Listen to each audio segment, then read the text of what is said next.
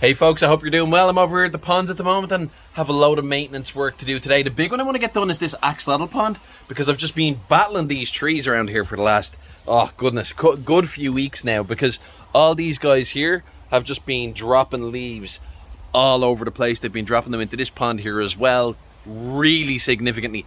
Basically, this pond here just kept on, every couple of days it was turning into like a cup of tea, so I've been having to do more water changes than I normally would this time of year.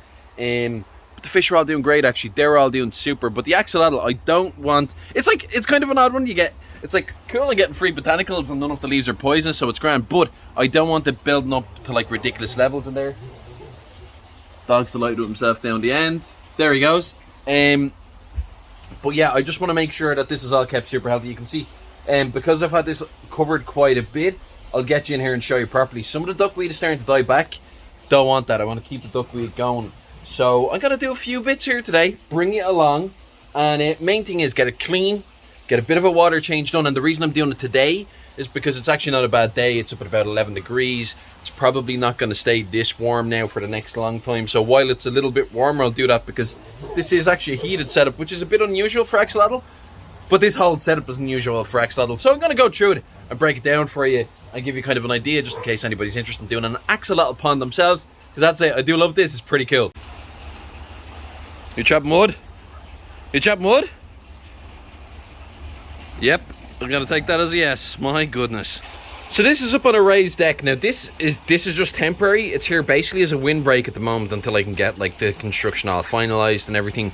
This is essentially just a windbreak to stop wind from just rushing straight through here, because I also have my fancy raised goldfish pond here. And yeah, these guys have the water level drop down so there isn't wind wicking across the top. And it's just easier to heat this body of water over the winter, keeping this up at about 15-16 degrees. Now, this is kept at approximately the same temperature, and I'm doing that by means of 3 little 50-watt heaters, 1, 2, and 3. And the way I have them set up is that they point straight down, and the heat's just rising up through it. And there is just a tiny bit of circulation around here, and that's through these 2 sponge filters. Now, I'm going to get this all cleaned up first of all, because this is pretty grubby now at the moment, and I'm going to be on this, so I'm going to be getting like leaf sludge on me. So I'll get that cleaned off first, and then we'll get in and we'll take a closer look at the whole thing. Thing is, if you've got water, you're going to end up with algae. Every pond keeper deals with this in some way or another. But if you've got a pretty damp environment like what we've had here, because there's no, like, the roof stops here and you can see algae growing up here actually, but there's no roof just above the axolotl pond. I'm just putting plastic sheets over it and some insulation, keep the heat in. So at the moment it's pretty damp all around the wood, which is fine. It's decking wood, it's made to last in that condition, but there's algae on it. That stuff ruins your clothes, absolutely ruins your clothes. So I'm going to show you what I do to deal with that. Pretty quick and easy. Now, this is kind of the green algae that I'm talking about here. All you need to do is get your trusty pond towel, and this is like a clean towel which has been thoroughly washed with fresh water and no washing detergent on it, because that will kill your animals. Take it, just get it a little bit wet and give it a good scrub. And guys, if you have not checked and made sure, and you end up using a towel which has been in the laundry and hasn't been thoroughly cleaned with fresh water, rinsed super well, you're going to introduce things into your pond, chemicals into your pond, which could end up killing your animals. Any of the equipment that you use on your ponds should be free from detergents, and that actually includes your hands as well. It's really important that, you know, particularly with everything that's going on, if you're using a lot of like hand sanitizers and stuff like that, we have to use them going in and out of work and stores and all sorts of places, and just to keep safe, well, that you're not introducing that to your pond or your tanks.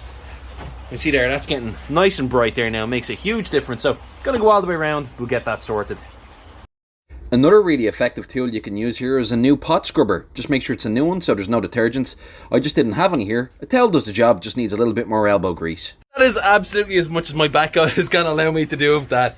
But it's enough. It means that no matter what I'm wearing, if I need to do... Because the thing is, sometimes you just need to do a little bit of something, like, or if I need to do some feeding or something like that, and you might not be wearing your... You might be wearing your... You know, you're going to the town outfit, like... Not that I'm going anywhere at all. But you know, you might just be wearing something that you don't want to get dirty. So It's good to have the pond clean, so if you need to do a little something, which inevitably is always the case, then you're not going to be absolutely destroyed doing it. So that's first phase complete. We've got things cleaned up a little bit. We got our workstation clean. That's the important thing. So now we can get in and actually do some good work. And the first thing I'm going to do is get that duckweed off the top. I'm going to put it into a little container. Just put it aside for a few minutes. We're keeping that. That's the good stuff. But it just means that we can get it out of the way so we can see exactly what's going on underneath in the water. And then we can start tackling what we have down there. And as I was saying, we've got some like bright, vibrant to dark green duckweed. That's the good stuff. That is duckweed at its finest right there. We can see there's actually a bit of growth there. The little tiny leaves are the ones that are grown quite well. Then we have this yellow stuff. All those kind of white and yellow leaves are the ones that are dying off. It's just that we're almost at the darkest part of the year. You can see all those creamy white and yellow leaves are the ones where we just aren't having that photosynthesis occur because they're dead, unfortunately. So, but even still, we're going to take all of them out, put them into something, and then we'll see what's underneath. But yeah, let's get that duckweed out. Now all these little fellers are after being underneath this big blanket of duckweed, and that's been reducing down the light levels coming into the pond significantly. Now axolotls don't like really bright light. I mean, they're animals that live out in the open. That's where they've evolved, so they're able for sunlight. It's a pretty overcast day here, so it's not too bad. A good day for it. But what I'm doing is I'm taking out the duckweed initially by hand, and what that's doing is it's allowing the light to just penetrate down and them get used to it being brighter. It's like you don't want to be turning the light on first thing in the morning and that bright light going straight into your eyeballs. You know, you want to squint, open one eye, get used to things. Just being a little bit kind to the guys. This is it in real time. This is the way I was taking it out. And I'll be honest with you, it's kind of like therapy. It's really nice to do. It's just super relaxing. So it's the sort of thing that it's just enjoyable to do. But it did just give more time for these guys to get used to the bright light. When I had most of that done, I was able to come back in then with the net. Now, once you get it to, you know, once you spend a bit of time, you can come back in with the net and just get the last few bits, and the net will make your life an awful lot easier. Be super careful and don't stress them out because it moves a lot more water than just when you're doing it by your hands. These guys are super chill though. You can see there's plenty of them. So I'm going to call it. That's enough duckweed out of the pond, and we can already see plenty of little axolotl. I can see loads of them in here. There's a good few. Now, this is Mom. We'll have a look at her while she's out. You can see she's always really skinny. Always really skinny. She's got an extra limb and her gills are all eaten up. So she was a rescue that I saw in the store, and I was like, what is after happening to that axolotl? Like, we don't know if it's going to make it. You can have it if you think you can do something with it. So I took the axolotl and brought her home, and she had all of her gills eaten off, all of her limbs had been eaten off. She had regenerated an extra limb, and she's always been super thin. Always been super thin. So she'll eat, but she never really puts on too much by way of weight. I reckon she had real damage done to her when she was very young, because she was still relatively young when I got her. But she bounced back, and she's grand. Not only is she grand, but she's mom to most of these axolotl in here, because I didn't realize, I didn't think that she was going to be in a position to breed, and all of a sudden her and my male that I had started breeding, and they had loads of kids. And she'd always only breed like perfect specimens if at all possible. But some of the guys lasted, and they were perfect. I mean, such beautiful examples. So I was like, yeah, no, if she's breeding perfect specimens, like she clearly is just her current condition is a product of a hard life. But she's amazing. She's going hiding underneath the rocks in there. She's so cute, so friendly. I had her in my office tank for a long time with me. I love her, but I'm going to show you some of these other guys as well because they are super cute. And yes, Brew, you were super cute too. He's not talking to me. Oh, goodness. Anyway, okay, axolotl. We have a couple of these bigger guys. Look at this. Look at those big, beautiful gills. There we are. Now, I've stirred up a little bit of dirt in here. We can see there. Look at those beautiful little leggies. Got more in here. Oh, I love these guys. They are so cute. Absolutely love them. more down here. Okay, light levels are dropping because it is the height of winter, sure. So I'm going to keep working on this. What I'm going to do now is I'm just going to check. Actually, I want to check on the condition of the Elodea densa and see what way that is. I can feel it's a little bit softer than it normally is. The leaves aren't bad. A little bit on the dark side, not as vibrant as they would be during the height of summer. But it's a little bit fragile, but that's only because it's not getting the light levels to do the usual levels of growth that it would do. But it's not too bad. See, the leaves are a little bit brown, a little bit see-through. It's not quite as strong as it would be during the height of summer, but not bad. Not bad considering how late in winter it is now at this point. So a couple more weeks time, the days will be getting longer, and yeah, this stuff will bounce back. This will be absolutely fine for the winter in here. He's just not a mad when he wants to play. Okay, so I showed you some of these heaters earlier on. I'm going to give you a better look at them now. It has got me 1, 2. Ooh, Brew's excited about the heaters. And 3. Now, the reason they're hanging straight down, which I generally don't like to do actually with heaters, is so that the axolotl can't land on them.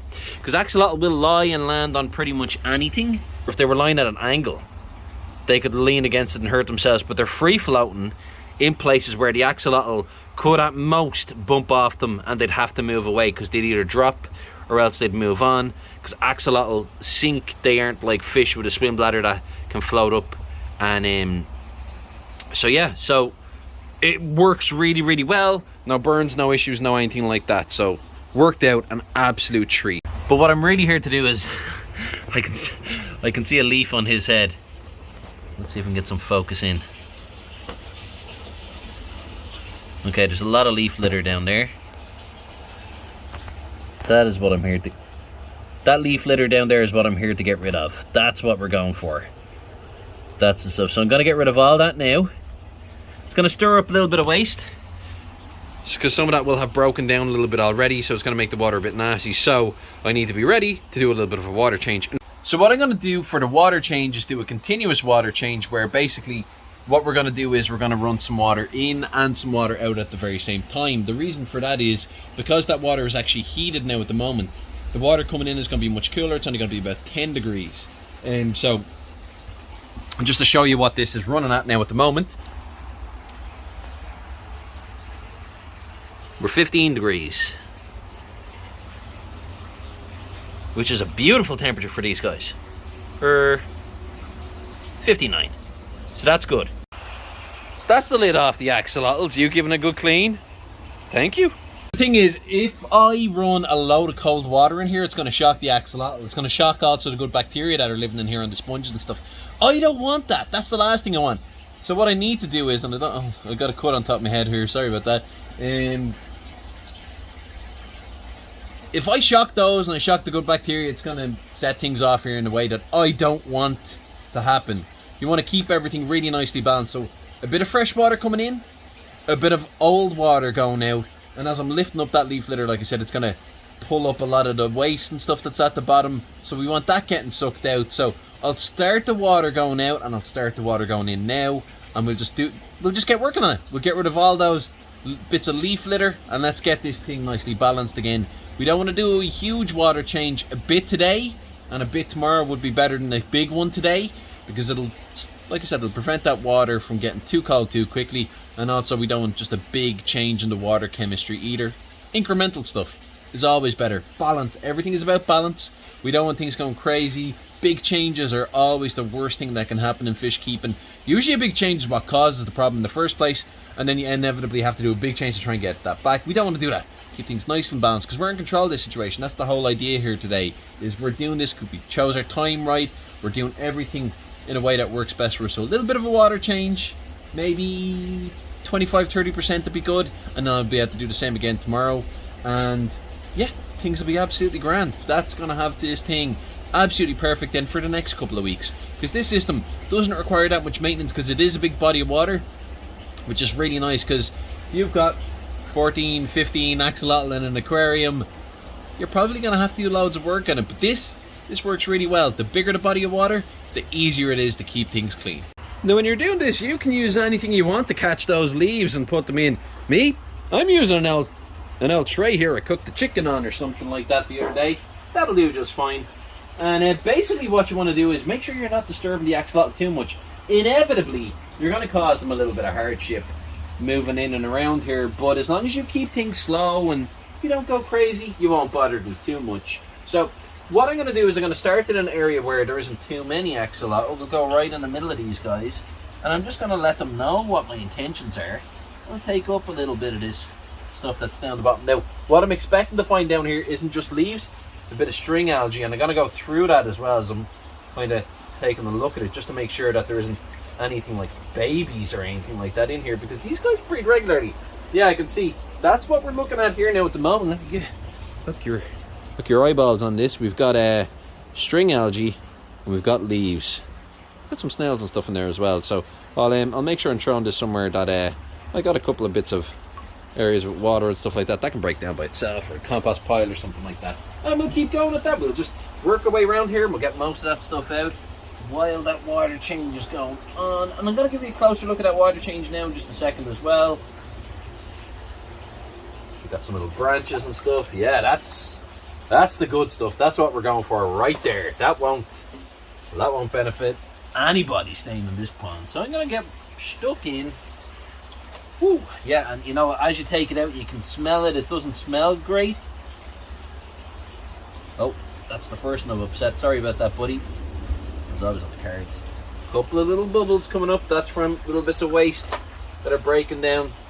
Guys, this is only a few weeks like of leaves building up. Oh goodness, my goodness, those fellas can move, and when they do, plus the frighteners on me every single time. Again, checking through everything I'm taking out. I don't want. Oh, hiding away underneath there. These guys are super cute. We've got sand down here as well, and that sand, some of the good stuff. See, that's what I don't want to be losing. The little tiny Java ferns there as well. These guys are nice and cute. A bunch of them in there. They're not doing any harm, so we'll be leaving them in there, that's for sure.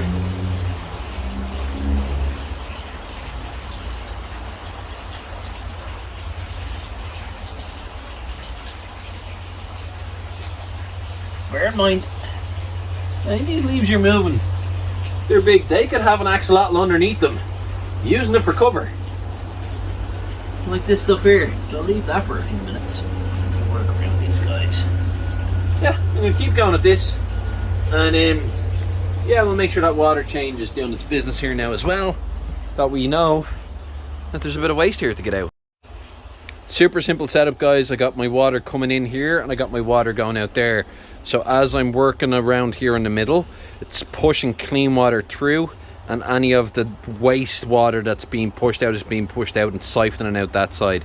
Really simple system. I actually have that hooked up to a pump which isn't on, and basically what that does is it just stops anything from getting sucked up in like gills or legs or anything like that if you got axolotl that walk over to it, because that has its own filter mesh on the front of it, so it's actually making sure it's just sucking out water and nothing else really. So water coming in, water going out, and I've already put a bit in, but I'm going to put some more because it is a continuous water change. Use some dechlor, guys. Make sure that you always use that. It will burn your axolotl scales if you don't, and I put that in approximately where the water is going in as well. There we go. That's going to be plenty to keep them happy for now. I don't normally use this stuff because it's pretty expensive. I usually go for Prime, but can't get it now at the moment. Meh.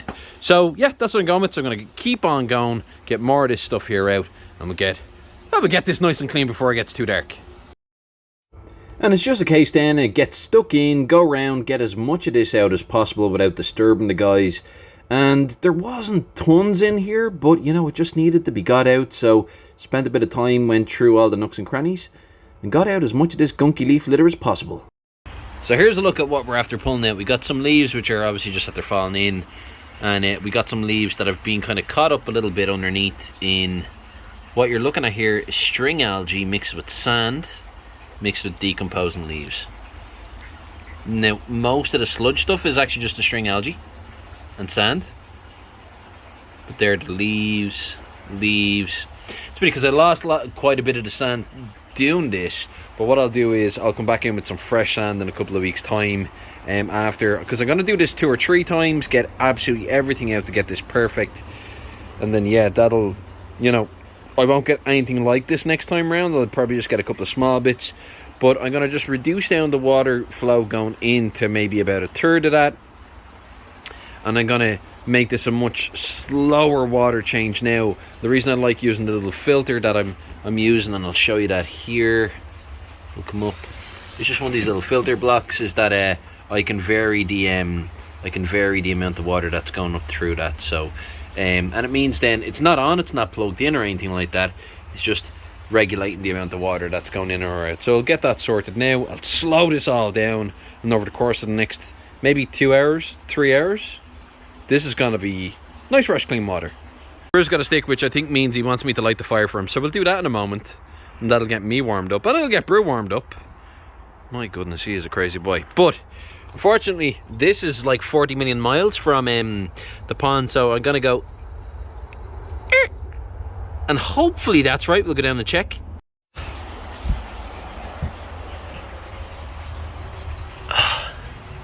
Yeah, that's good. That's good. We like that. That's a pretty decent water change volume. So I'll have that much going in and that much going out at the same time, and we're just gonna leave this run. Hey buddies, water's a tiny bit warmer, so these guys have actually been eating a little bit of food, which is why things are a little bit cloudier. Hey buddy, using the bridge? Good boy. Yeah, these guys are doing okay. Brew's over here to check in on them. Hey buddy, good boy. Checking in on Porgy there as well. Hey Porgy. You have to get the rest of the lights turned on here. But yeah, these guys are doing okay. Let's check back in on the axolotl. I've moved all the plants around, cleaned off all the decking, working on some wiring. I pulled up some of these decking boards are actually removable. They're an access hatch down, the ones that Brew is standing on there at the moment. Access hatch down to underneath here. I will have to jack this up and put a little bit of a riser in, because there's a little bit of a low spot after forming here. It's okay, things just sunk a little bit, and what I want to do is I want to make sure that the water is able to run down until we can get this all enclosed off. So yeah, I'm not going to do that today though. I can move a couple of these boards, so I still have to go underneath. I have a good jack that'll get that up, and I'll just put in a tiny spacer. I'd say maybe 3-4 mil will be enough, and that way there's just a gradual slope that I had running all the way down. We'll get that back in play. I've always left this here, this was always just an access hatch going down underneath, so that I can put plugs, wiring, etc. down here. Oh, he's after finding something. He's very excited, this boy. And I'm just letting the water trickle back in now. We got most of that dirty water out. This is we've been here a while, not gonna lie to you. And the water's just trickling in over the heater now at the moment, so that's going to give it the best chance of just warming it back up a little bit before it makes its way around the pond.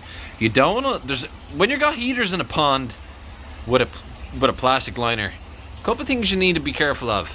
Well, obviously heaters don't want to be out of the water, so that's as low as the water can go for that one there. That's at the water line, so that's okay. But the other thing that's really important is if you've got a liner on your pond and you just can't have any of those heaters touch off of that liner, or they'll just melt it.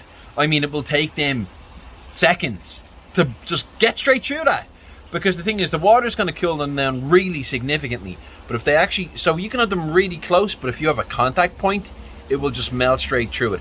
I mean, if any of you guys have ever kept heaters in an aquarium with sand in it, you'll know the sand can actually melt onto the heater.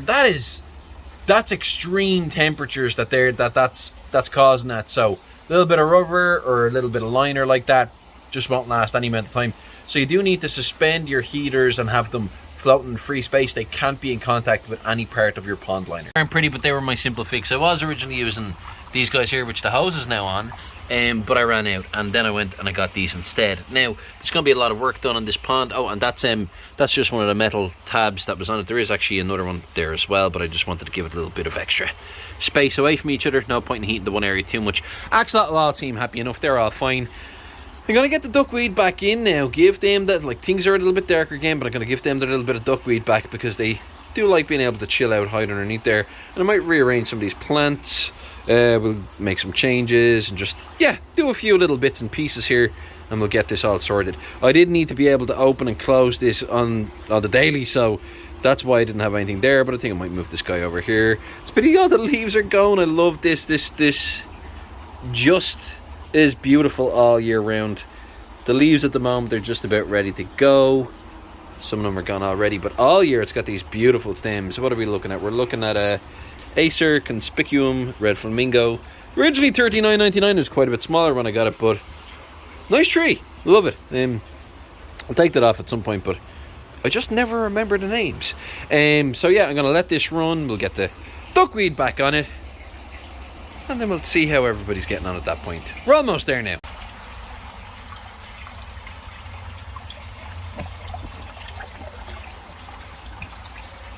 It is getting dark. Bro, you're going to help me light the fire? Go on, grab some sticks, will you? Bring it up this way. Go on. Thanks, buddy. Let's go. Go, go, go. There he goes. And I had originally intended on not letting the leaf litter build up in the pond at all, but we've had so much bad weather recently, there was no option to do it. The days were either too cold to run a water change, and we had a lot of storms. And that's what I'm using some of the sticks from those storms now at the moment. The wood's a bit green, so built up a bit of kindling. Then it just takes a fire lighter, a bit more kindling, and a couple of big logs, and about 10 minutes we'll get this thing piping hot, and we'll be able to throw more in there. And you know what, that'll warm up the owl hands, because it can be pretty cold out there when the water might be warm, but the air isn't. So yeah, we'll get the hands warm, then we'll go back out and get stuck back in. Yes, it is. Almost there now. So now basically all we're doing is we're just topping things back off. We're done with the water going out. Last little bit of water coming in, and then I'm going to just check everything over. We put lids on it, but we're just about done. We're that close. Here doing this a few hours now at this point. It's never a quick easy. We're like, oh, I'll do this quickly. No. It literally never happens. When you're doing pond work, it never happens as quickly as you'd like it to. Ever. It does, buddy. That's why it's always good to have a friend. It's good to have some company here to help you out. What is so interesting in that bamboo plant, buddy? Something in there is amazing, isn't it? Yeah, that's you. Anyway, we'll leave. We're almost there now. A little bit now, just topping up left to do, and then we can call this a day. That close. Well, that's happened. Let's check in on the fancy gang. Batman, Mama Bear, and all the crew there. Just after having something decent, the water's a bit clouded up. Isn't that right, good buddy? What do you have to be doing that you're shaking, huh? Yeah, crazy boy. They're all doing great. Everybody's doing super. Wetlands bog filter still working a treat. I moved this light up here just to give these guys an extra little bit of light in here. I do have my solar lights here and here, but it depends on the weather. It depends on the weather. And then I have my other little light here that does for my Axolotl Pond now, which is sufficient. They don't need all the brightest light in the world. Plus, they get a bit more light out there than these guys do in here because, well, all these guys have got a roof. Yeah, they're all doing good. Everybody's doing great. Plants have died back quite a bit, but they'll bounce back again in a couple of weeks' time. These guys here are doing great because they have windows around the sides and the top. There is an air vent all across the top there to make sure that we don't get things too damp in here or anything like that with all the water. But yeah, we had a crazy storm a little while ago last week. Actually, I lost a little bit of the roof, side panels, got them sorted, locked everything down again. It was really bad here. I'd like to do a couple of things with this pond. I've dropped the water level down. I've got an extra heater on the go over here just to make sure that we don't drop temperature. It's at a balmy 16 at the moment. That's the temperature Batman likes it, isn't that right, good buddy? Yes, it is. It gets much colder than that. And he gets a little bit of an upset tummy. Does headstands, his tail goes up. And what is this boy doing? He's sniffing something around here tonight. Stormbreaker's doing good here. We've got all of our pothos. I mean, this is pothos outside in Ireland in December. And I mean, sometimes it's a bit sad, but it's still growing. It's still growing. We've got like little shoots and stuff here, and obviously we got Stormbreaker in his ivy handle. Yeah, everything's doing grand. We got moss. Oh, we got these guys here who I absolutely love. These guys are awesome. My little Daphnia colony is doing super. They don't mind the cooler temperatures as long as they've got the water quality. So that just gets topped off with rainwater. So I just leave a clean bucket under a gutter in the rain, collect some rainwater, goes in there, and you can see that little bit of a green tinge. They have their algae, so they filter feed on that. And I crush up fish food into tiny, tiny pieces of powder. And they can be snacking on that, so they're doing good. But yeah, these guys, what I'd like to do is the big black tube that's going up there, that's what basically all this water is running up here now at the moment. It goes up in the back into the wetlands bog filter. I'd like to put an inline pressure canister filter to take out all of the fine particles of waste. Just get this water clearer.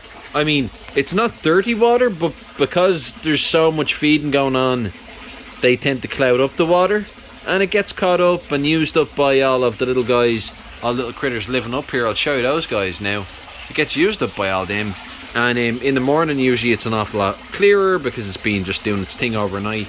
But I would like to get things back to clear, and the reason for that is it's actually because when it's a little bit murkier like this, if there's a fish has an issue and it's down in the back corner, and I can't see it as well. That's the problem. I want to make sure that all these guys are good, and I can't tell if I can't see them. So we need to get that pumping through a canister filter, and then into this, and that'll pre-clean the water before it goes swish swish swish and up through all the stones and then out and down. So by the time the water's coming back in, it's clear, not just clean, because there's no issues with water quality. It's just I want to be able to lock eyes with any fish anywhere in the pond and ask you how it's doing. I can't do that at the moment because I can't see exactly what's happening. For that, we need to do some changing on. But yeah, I'll show you the wetlands bog filter actually while we're just waiting on that other water change to finish, because that thing's doing good. There's something creeping or crawling around here that has your interest, isn't that right, buddy? Because you tend not to be too fussed with the fish. You like to keep an eye on them, but there's something after getting underneath the deck in there. Probably a little mousy fella. And this fella's just wanting to make friends. No, he's not. He's wanting to catch him. He's a red setter. Yeah, so the wetlands bog filter, let's have a quick go with that, because this thing is what makes the party possible, really. I have a heater in here. I don't leave it on unless I'm doing a water change, and I'm here to monitor, because the wetlands bog filter does drain down. It back siphons through this into the pond. So if the electricity goes off and the heater is on, that's okay until it comes back on, and this would run dry for the 3-4 minutes that it takes for the wetlands bog filter to fill back up, at which point when the water hits it, that would explode. So I only run that heater in there like that when I am doing a water change, and I'm here to monitor everything.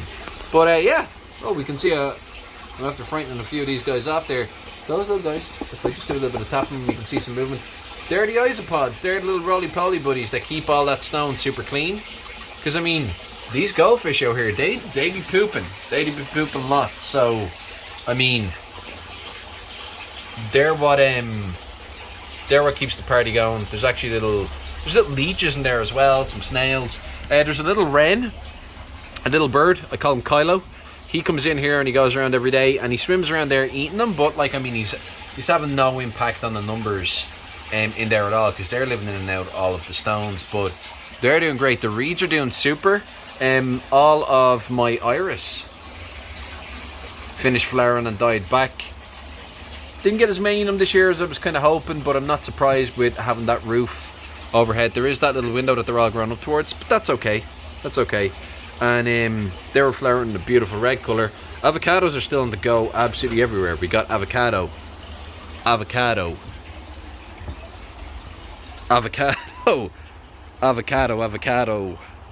and I know that there's more around as well. I think there's a second avocado down there somewhere. Yeah, there's avocados pretty much everywhere in there, which is awesome. But they're starting to look a little bit sadder, just the lack of light and stuff like that. No, they're doing good though. Alright, Trouble, you okay there, buddy? Woohoo! Yeah, things aren't going too badly. They're not going too badly. New plant placement brew. Part of that is actually to slow him down coming up here, because he flies up here. at an outrageous speed. And he slips and he slides and he bangs into stuff, so yeah. He comes over with me every now and again. We're still working away here, got loads to do. But he's giving me a hand, he's a good boy. Yeah, what else have we got going on around here, bro? Because there's still plenty happening. Oh, you're talking. That's a decent bit of heat.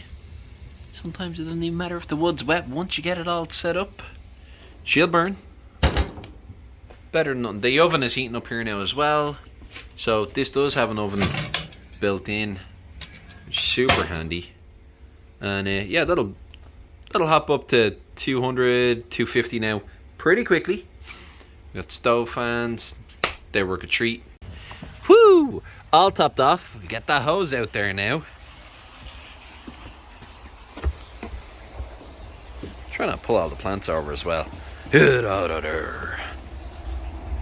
And we'll yeah, check on everything, make sure everything's alright. We got we didn't get the same spread in the duckweed. That'll actually move around naturally anyway, but I'm gonna spread that around because I do feel like it, like as if it does help just keep these guys happy and chilled out, and it also, I think it helps with the surface not releasing too much of the temperature of the water underneath. It's just like a little insulating layer, so a good spread on that is good.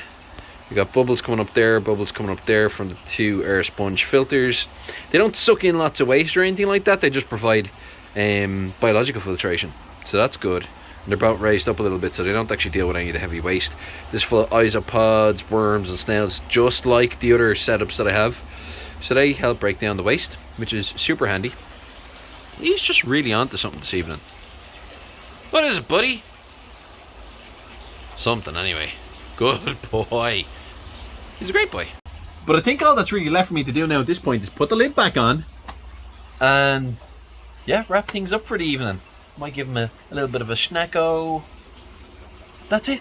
We're done. It's been a long day. If you've stuck here to this point, I haven't edited this yet, obviously, because I'm still standing here in the cold and the wet. But I know this is probably going to have been a longer one, so I really appreciate you checking it out. And yeah, like, subscribe. I do loads of stuff on TikTok. That's usually where I do most of my stuff. This is the joy of aquascaping everywhere. And that's it. Talk to you later. Take it easy, folks. Bye.